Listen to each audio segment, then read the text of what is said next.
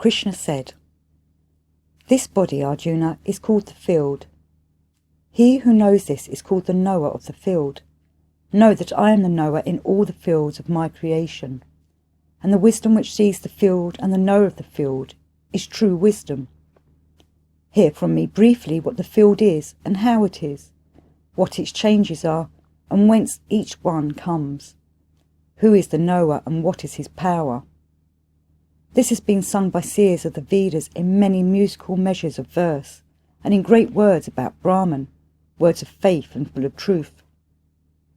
The 5 elements, the thought of I, consciousness, subconsciousness, the 5 powers of feeling and the 5 of action, the one mind over them, the 5 fields of sense perception, desire, aversion, pleasure, pain, the power of mental unification, intelligence and courage. This is the field and its modifications.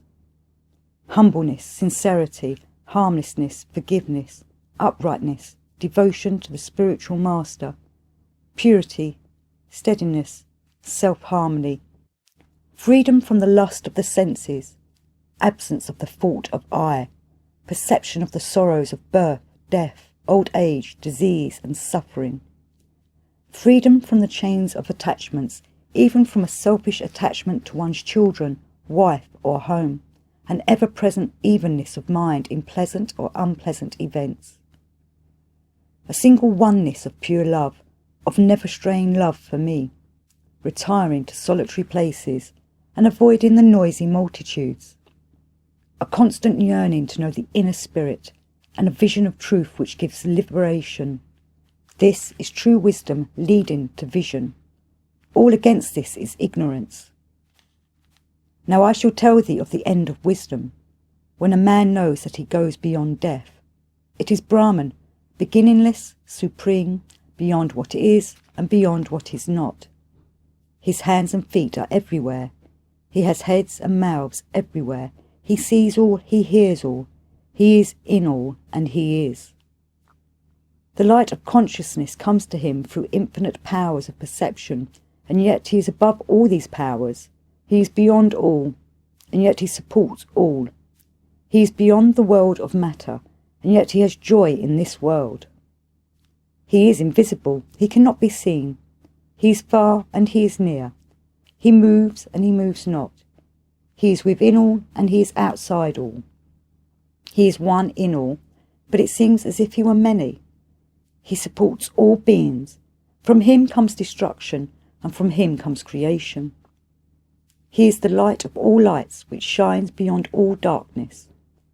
It is vision, the end of vision, to be reached by vision, dwelling in the heart of all. I have told thee briefly what is the field, what is wisdom, and what is the end of man's vision. When a man knows this, he enters into my being. Know that Prakriti, nature, and Purusha, spirit, are both without beginning, and that temporal changes and gunas, conditions, come all from nature.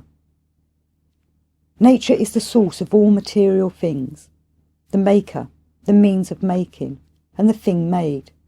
Spirit is the source of all consciousness, which feels pleasure and feels pain. The spirit of man, when in nature, feels the ever-changing conditions of nature. When he binds himself to things ever-changing, a good or evil fate whirls him round through life in death. But the spirit supreme in man is beyond fate. He watches, gives blessing, bears all, feels all. He is called the Lord Supreme and the Supreme Soul. He who knows in truth this spirit, and knows nature with its changing conditions, wherever this man may be, he is no more whirled round by fate. Some of the yoga of meditation, and by the grace of the spirit, see the spirit in themselves. Some by the yoga of the vision of truth, and others by the yoga of work. And yet there are others who do not know, but they hear from others and adore. They also cross beyond death, because of their devotion to words of truth.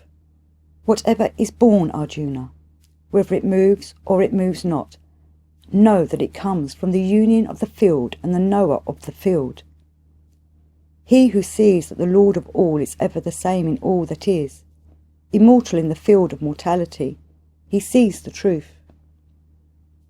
And when a man sees that the God in himself is the same God in all that is, he hurts not himself by hurting others, then he goes indeed to the highest path. He who sees that all work, everywhere, is only the work of nature, and that the Spirit watches this work, he sees the truth. When a man sees that the infinity of various beings is abiding in the One, and is an evolution from the One, then he becomes one with Brahman. Beginningless and free from changing conditions, imperishable is the Spirit supreme.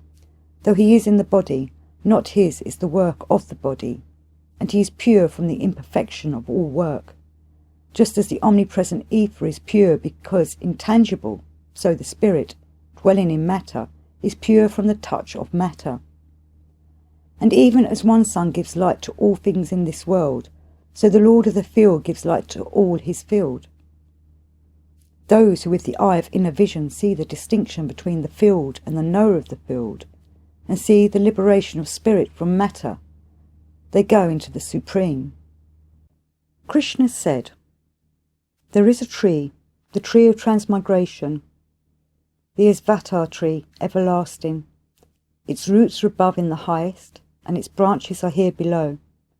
Its leaves are sacred songs, and he who knows them knows the Vedas. Its branches spread from earth to heaven, and the powers of nature give them life. Its buds are the pleasures of the senses. Far down below, its roots stretch into the world of men, binding a mortal through selfish actions. Men do not see the changing form of that tree, nor its beginning, nor its end, nor where its roots are. But let the wise see, and with the strong sword of dispassion let him cut this strong-rooted tree, and seek that path wherefrom those who go never return. Such a man can say, I go for refuge to that eternal Spirit from whom the stream of creation came at the beginning. Because the man of pure vision, without pride or delusion, in liberty from the chains of attachments, with his soul ever in his inner spirit, all selfish desires gone, and free from the two contraries known as pleasure and pain, goes to the abode of eternity. There the sun shines not, nor the moon gives light, nor fire burns, for the light of my glory is there. Those who reach that abode return no more. A spark of my eternal spirit becomes in this world a living soul, and this draws around its centre the five senses and the mind resting in nature. When the Lord of the body arrives, and when he departs and wanders on, he takes them over with him, as the wind takes perfumes from their place of sleep. And he watches over the mind and its senses, ear, eye, touch and taste and smell, and his consciousness enjoys their world.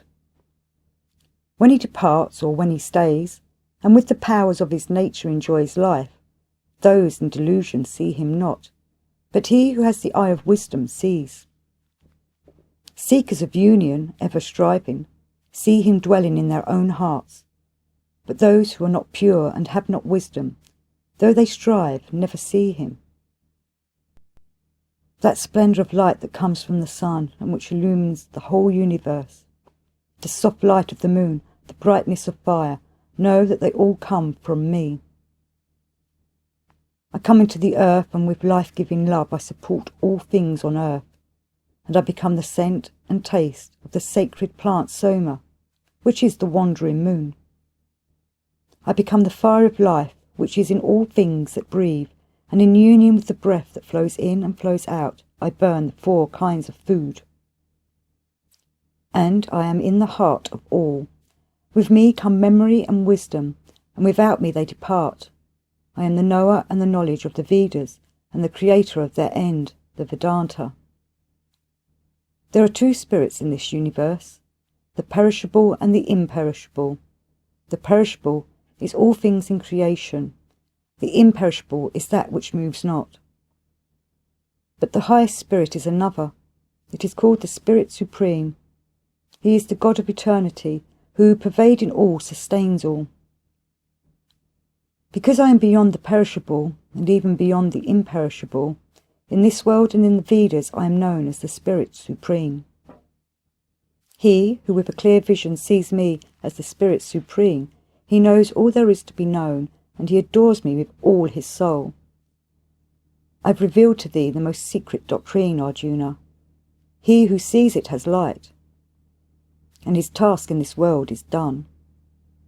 Krishna said, freedom from fear, purity of heart, constancy in sacred learning and contemplation, generosity, self-harmony, adoration, study of the scriptures, austerity, righteousness, non-violence, truth, freedom from anger, renunciation, serenity, aversion to fault-finding, sympathy for all beings, peace from greedy cravings, gentleness, modesty, steadiness, energy, forgiveness, fortitude, purity, a good will, freedom from pride.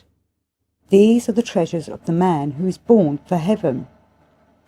Deceitfulness, insolence, and self-conceit, anger and harshness and ignorance, those belong to a man who is born for hell. The virtues of heaven are for liberation, but the sins of hell are the chains of the soul. Grieve not, Arjuna, for heaven is thy final end. There are two natures in this world. The one is of heaven, the other of hell. The heavenly nature has been explained. Hear now of the evil of hell. Evil men know not what should be done, or what should not be done. Purity is not in their hearts, nor good conduct, nor truth. They say this world has no truth, no moral foundation, no God. There is no law of creation. What is the cause of birth but lust? Firm in this belief, these men of dead souls, of truly little intelligence, undertake their work of evil. They are the enemies of this fair world, working for its destruction. They torture their soul with insatiable desires, and full of deceit, insolence and pride, they hold fast their dark ideas, and they carry on their impure work. Thus they are beset with innumerable cares which last long, all their life until death. Their highest aim is sensual enjoyment, and they firmly think that this is all. They are bound by hundreds of vain hopes, anger and lust is their refuge, and they strive by unjust means to amass wealth for their own cravings. I have gained this today, and I shall attain this desire. This wealth is mine, and that shall also be mine. I have slain that enemy, and others also shall I slay. I am a lord, I enjoy life, I am successful, powerful, and happy. I am wealthy and of noble birth. Who else is there like me? I shall pay for religious rituals. I shall make benefactions. I shall enjoy myself. Thus they say in their darkness of delusion. Led astray by many wrong thoughts, entangled in the net of delusion, enchained to the pleasures of their cravings, they fall down into a foul hell. In their haughtiness of vainglory, drunk with the pride of their wealth, they offer their wrong sacrifices for ostentation against divine law. In their chains of selfishness and arrogance, of violence and anger and lust, these malignant men hate me. They hate me in themselves and in others. In the vast cycles of life and death, I inexorably hurl them down to destruction. These, the lowest of men, cruel and evil, whose soul is hate. Reborn in a lower life, in darkness, birth after birth, they come not to me, Arjuna, but they go down the path of hell. 3 are the gates to this hell, the death of the soul, the gate of lust, the gate of wrath, and the gate of greed. Let a man shun the 3. When a man is free from these 3 doors of darkness, he does what is good for his soul, and then he enters the path supreme. But the man who rejects the words of the scriptures and follows the impulse of desire attains neither his perfection, nor joy, nor the path supreme. Let the scriptures be therefore thy authority as to what is right and what is not. know the words of the scriptures, and do in this life the work to be done. Om.